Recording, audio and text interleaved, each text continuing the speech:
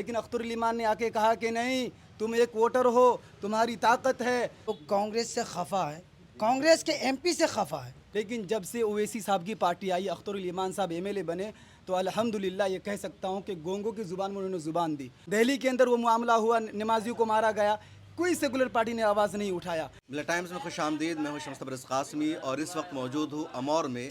अमौर किशनगंज लोकसभा का एक एरिया है, ये विधानसभा भी है और चुनाव का मौसम है, तो हर जगह होटलों में, सड़कों पर, गलियों में, दुकानों में इलेक्शन पर चर्चा हो रही है। किशनगंज, अररिया या सीमांचल के दूसरे इलाकों में चुनाव पर और ज़्यादा चर्चा होती है। मैं भी यहाँ इलेक्शन कवर कर रहा था, रास्ते से गुजर रहा था, इस होटल में चाय पीने के लिए आया तो यहाँ लोग चुनाव पर चर्चा कर रहे थे। कुछ लोग मिल भी गए, जैसे ये साहब मुझे देख रहे थे गौर से, कौन है नहीं है, पूछते पूछते आए कि आप मिल्लत टाइम्स वाले लग रहे हैं। तो मुझे लगा कि ज़रा यहाँ के जो लोग हैं इनसे पूछते हैं कि इनकी क्या राय है, किसको ये वोट कर रहे हैं और किशनगंज से इस मरतबा किसकी जीत होगी। 3 लोग यहाँ मजबूती के साथ चुनाव लड़ रहे हैं, तो शुरू करते हैं। और सबसे पहले आप ही से जानते हैं, क्या नाम है आपका? हम तो सर, मेरा नाम गुलाम अहमद हुआ और हम गवर्नमेंट टीचर है। हम नहीं बोलेंगे जी, और पब्लिक से पूछ लिया जाए। चाय पीने आए तो सोचे आपको मिल्लत टाइम्स देखते हैं आप? हाँ, आपका तो हम फॉलोवर है। कब से? बहुत दिनों से। बहुत दिनों से। मोटा मोटी लगता है 10 साल पार हो गया होगा, हमको लगता है।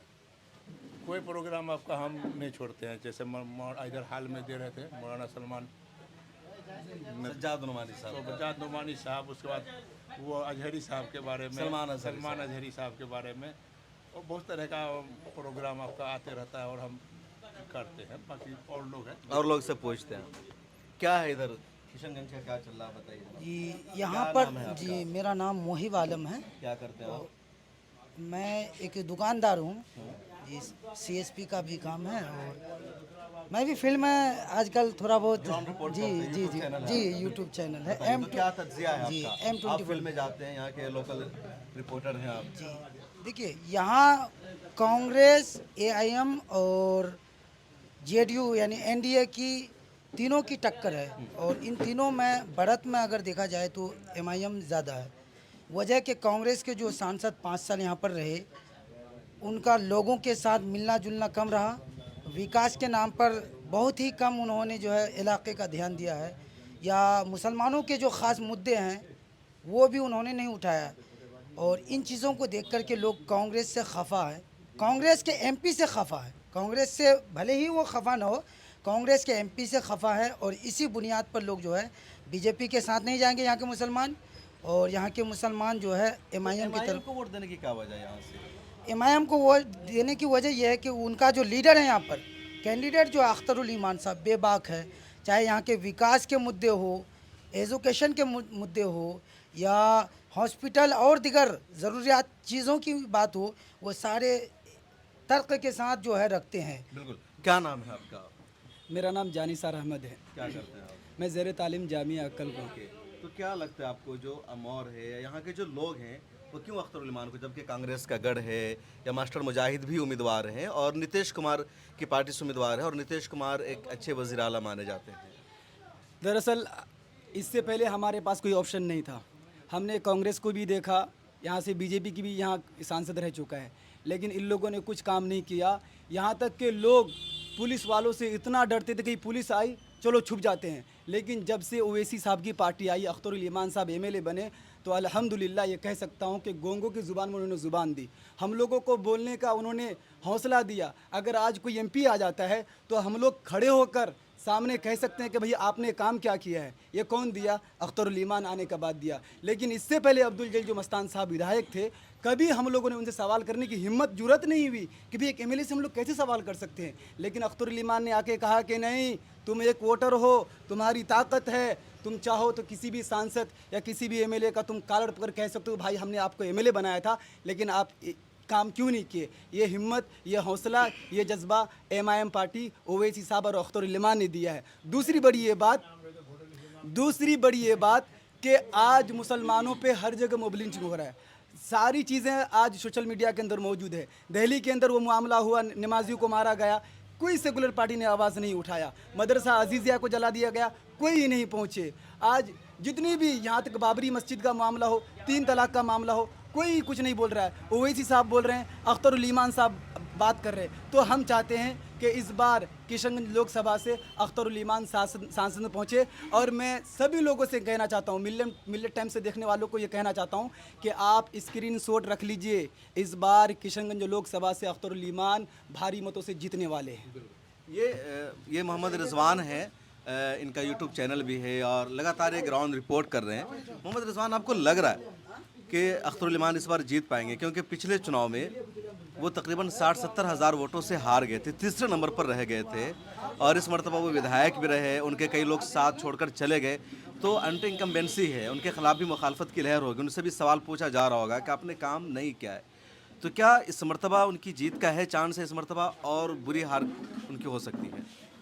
देखिए, मैं मिल्लत टाइम्स की ओर से मैं कहना चाहूँगा कि यहाँ का जो माहौल है, मैं हर इलाके से और हर जगह पे जाकर के और हर विधानसभा में जाकर मैं ग्राउंड ज़ीरो पर रिपोर्टिंग करता हूँ। लोगों से पूछने की कोशिश करता हूँ कि आपके पास 3 ऑप्शंस हैं, फूल छाप है, हाथ छाप है और पतंग छाप है। साथ ही साथ आप किसे पसंद करना चाहेंगे? लगभग मुझे ऐसा लगता है, आप हमारे न्यूज़ को भी उठा के देख सकते हैं कि 85% लोग जो है AIMIM को पसंद करते हैं। मैंने वजह पूछने की भी कोशिश की। कितनी ग्राउंड रिपोर्ट की है? जी, लगभग मैंने कम से कम 20-25 जगह पर मैं जा कर के 20-25 जी जगह जी पर जी जी जी जा कर के मैंने जायज़ा लेने की कोशिश की और मैंने जायज़ा लिया भी। फिर लोगों से मैंने सवाल किया कि आखिर आप AIMIM में क्या रखा हुआ है, सीट एक है, फिर आप वोट देना चाहते हैं उन्हें, क्या कर लेंगे वो? क्योंकि पिछले कुछ दिन पहले आप देखे होंगे विधानसभा में जो है 5 MLAs थे जिस वक्त, उस वक्त का माहौल ये था कि ज़्यादा बोलने के कारण उसे बाहर निकाल दिया गया था। तो मैंने ये भी सवाल किया कि क्या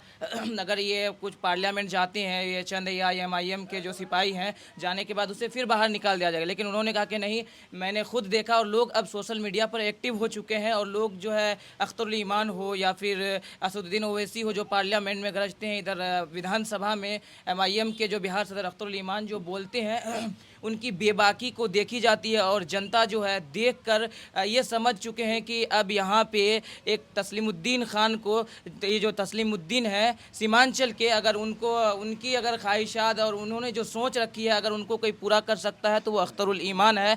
और इस चीज़ को पूरा करने के लिए लोगों ने दम खम, और ये MIM जो है ये कमज़ोर छोटी पार्टी है यहाँ फ़िलहाल बिहार में, लेकिन लोगों ने ये सोच रखी है कि इन्हें आगे बढ़ाना है। और सीट कांग्रेस को लेकर के क्या लोगों की सोच है? क्योंकि कांग्रेस के MPs की लगातार यहाँ से जीत होती रही है।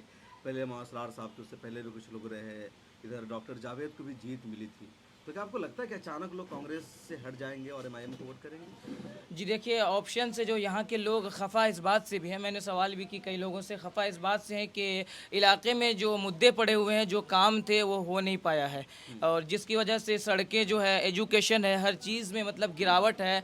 हालांकि और भी जो यहाँ, और सबसे बड़ी बात ये है कि जो ख़रीदो फ़रोख्त होता है उसमें बहुत ही ज़्यादा बढ़ावा कर दिया गया है। और साथ ही साथ ये तमाम चीज़ें तो सारे लोग जानते होंगे, वजह ये भी है। और साथ ही साथ जो लोग ये कहते हैं कि मौजूदा जो सांसद है वो निकम्मा टाइप का है, क्योंकि उन्होंने जी जी अच्छा, ये बताइए, ये अख्तरुल ईमान पिछले 3.5-4 साल से यहाँ के विधायक हैं अमौर के, तो उन्होंने विधायक रहते हुए अब तक क्या काम कराया है?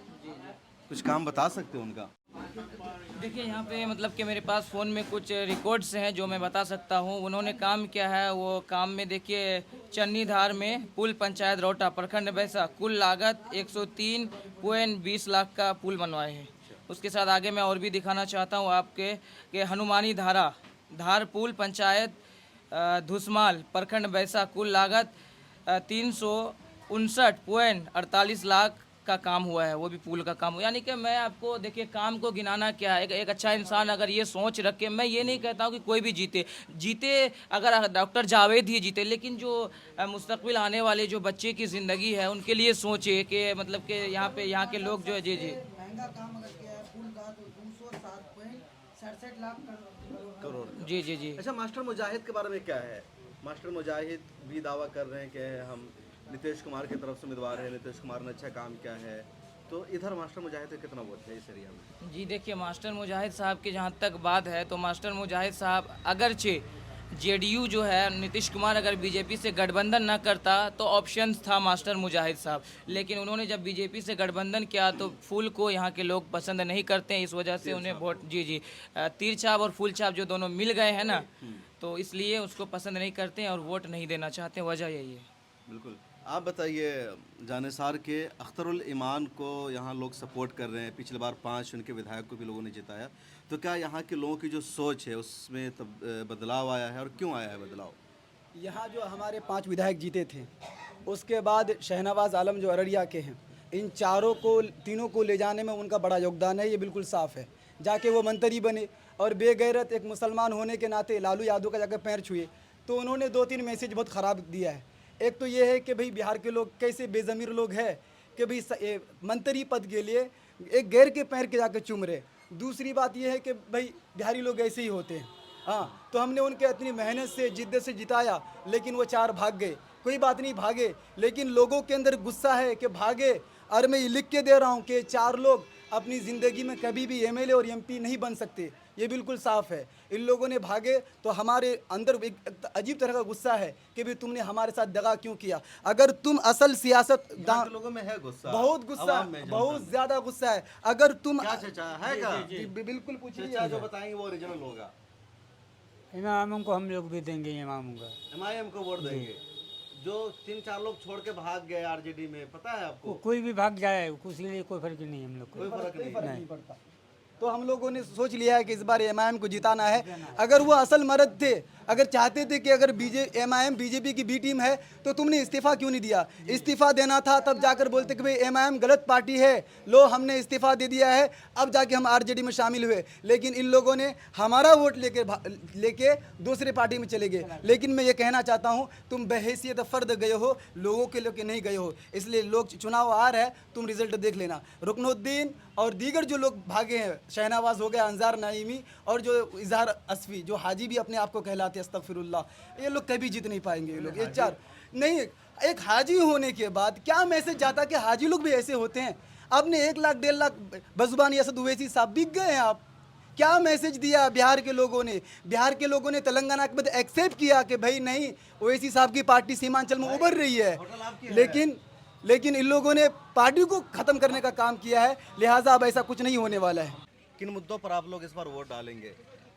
देखिए, यहाँ जो है 5 साल तक जावेद साहब को तो देखे हम लोग, और उनका कोई काम उम नहीं देख रहे हैं, इसलिए कि और यहाँ अब की बार जो है अख्तर साहब को हम लोग एमएलए बनाए हैं, और देखते हैं बढ़िया काम कर रहा है। काम किया उन्होंने यहाँ एमएलए बनने के बाद? जी, काम उम भी कर रहा है, और यहाँ के आवाम की बात भी रख रहा है इसमें विधानसभा में, असेंबली में यहाँ का पूरे आवाम का बात रख रहा है, और यहाँ के बारे में हर चीज़ के बारे में वो आवाज़ उठ रही है।